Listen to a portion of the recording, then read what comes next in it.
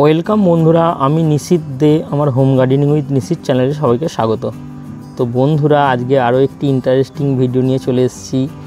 তো দেখতেই পাচ্ছেন আজকের ভিডিওটা কোন ফুল গাছের ওপর হতে চলেছে। তো বন্ধুরা, আমার বাগানে এবছর যে গাঁদা ফুলগুলো ফুটেছে, তো সেই ফুলগুলো আপনারা একবার দেখুন। এবং ফুলগুলো দেখতে দেখতে আমি খুব সহজ ছোট ছোট টিপস আপনাদের সাথে শেয়ার করব, যে টিপসগুলো ফলো করলে আপনার বাগানেও গাঁদা ফুল ঠিক এতটা পরিমাণে ফুটবে এবং তার আকারও হবে ঠিক এতটাই বড়। তো বন্ধুরা, প্রথমেই বলি, তো আমরা এখন ইনকা বা জাম্বো ভ্যারাইটির গাঁদা ফুল নার্সারি থেকে খুব সহজেই চারা সংগ্রহ করতে পারি শীতের শুরুতে। তো আপনারা প্রথমে চারা গাছ সংগ্রহ করবেন, এবং এইটা হচ্ছে জাম্বো ভ্যারাইটি।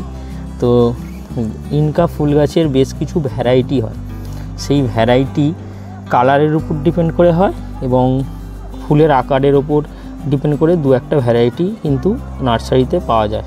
তো আপনারা সেই নার্সারি থেকে একটু সতেজ দেখে গাছ কিনে নিয়ে আসবেন। নিয়ে আসার পর এই গাঁদা ফুলের চারা যদি আপনারা ফার্স্ট পটে সংগ্রহ করেন, তো আমার প্রত্যেকটা গাছই হচ্ছে কিন্তু ফার্স্ট পটের চারা ছিল। এবং এই রক্তগাঁদার চারাগুলো আমার আগেকার গাছের বীজ থেকে তৈরি করা, কিন্তু ইনকা গাছগুলো হচ্ছে আমার ফার্স্ট পটের চারা থেকে ঠিক এতটা বড় আমি করেছি।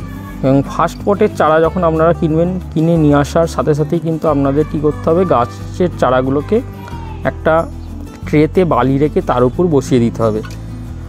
গাঁদা গাছের চারা কিন্তু খুব সহজেই বেঁচে থাকে এবং খুব সুস্থ সবল হয় এবং খুব কম যত্নেই কিন্তু বড় হয়। তো আপনারা 4 থেকে 5 দিন বালিতে বসিয়ে রাখবেন। দেখতে পাবেন যে ফার্স্ট পটের ছোট ছোট পটের নিচে দিয়ে শিকড় বার হতে শুরু হয়েছে।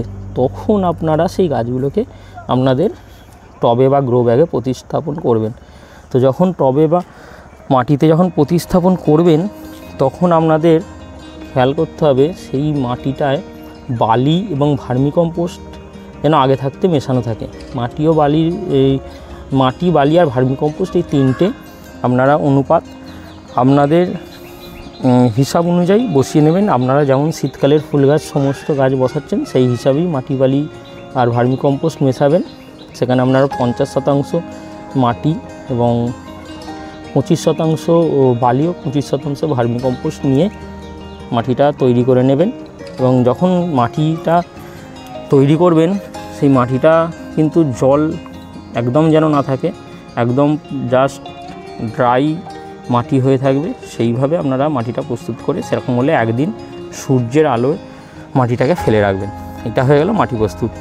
এরপর যেটা করতে হবে সেটা হচ্ছে প্রত্যেকটা চারা যেটা আমরা এনে রেখে দিয়েছি বালিতে বসানো আছে, তো সেই চারা গাছগুলোকে গ্রো ব্যাগে মাটি, বালি, ভার্মিকম্পোস্ট মিশ্রিত মাটির মধ্যে প্রতিস্থাপন করে নিতে হবে।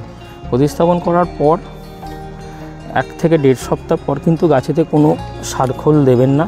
তারপর আপনারা 2টো সার ব্যবহার করবেন।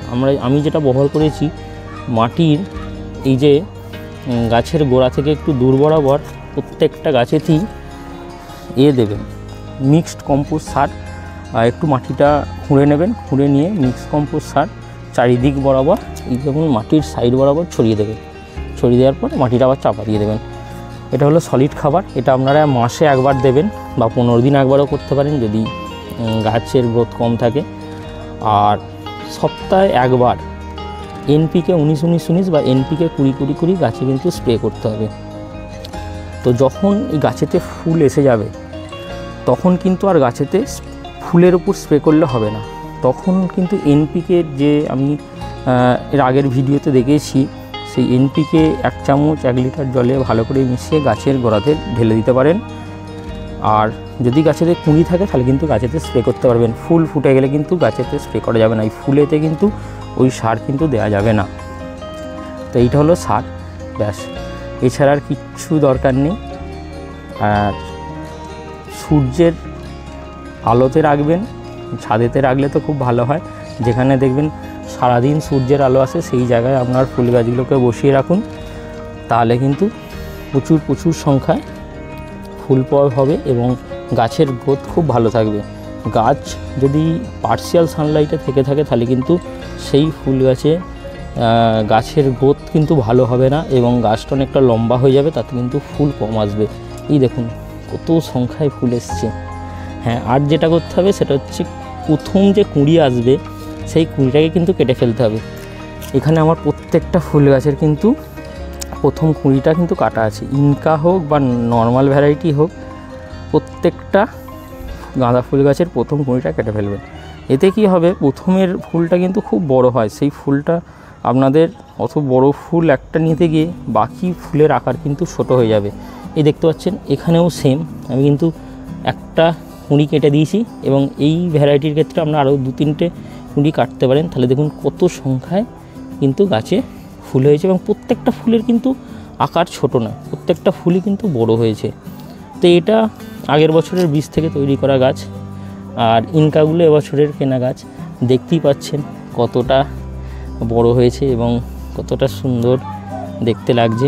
তো এই কিছুদিন আগে যে বৃষ্টি হয়েছে তাতে কিন্তু আমার কিছু ফুল এতটাই ভারী হয়ে গেছিলো, তাতে কিন্তু অনেকটা ফুল, 2-1টা ফুল কিন্তু ডগাটা মুটকে নিচে পড়ে গিয়েছিল, কিন্তু সেইটাও কিন্তু যথেষ্ট বড় হয়েছিল, তাতে কোনো গাছের কোনো ক্ষতি হয়নি। তো কিছু ফুল যেগুলো খুব পুরনো হয়ে গেছে, এই যেমন এই ফুলটা ধরুন পুরনো হয়ে গেছে, এই ফুলকে কিন্তু তুলে নিতে হবে। এইটা পুরনো হয়ে গেছে, এই কিন্তু তুলে ফেলতে হবে। পুরনো ফুল গাছেতে যদি রেখে দেন তাহলে কিন্তু নতুন যে কুঁড়িগুলো আছে সেগুলো কিন্তু আর ফুটবে না, সেগুলোর কিন্তু অপুষ্টির শিকার হবে। আর যেটা হবে সেটা হচ্ছে গাছের কিন্তু ক্ষমতাটা এই ফুলটা কিন্তু অনেকটা নিয়ে নেবে। তো ফুল কিন্তু যেটা অনেক পুরনো হয়ে গেছে তাই কিন্তু কেটে অবশ্যই ফেলে দেবেন। তো বন্ধুরা, কেমন লাগলো অবশ্যই কমেন্টে জানাবেন, আর যদি ভিডিওটা ভালো লেগে থাকে তাহলে অবশ্যই লাইক শেয়ার করতে ভুলবেন না। Thank you.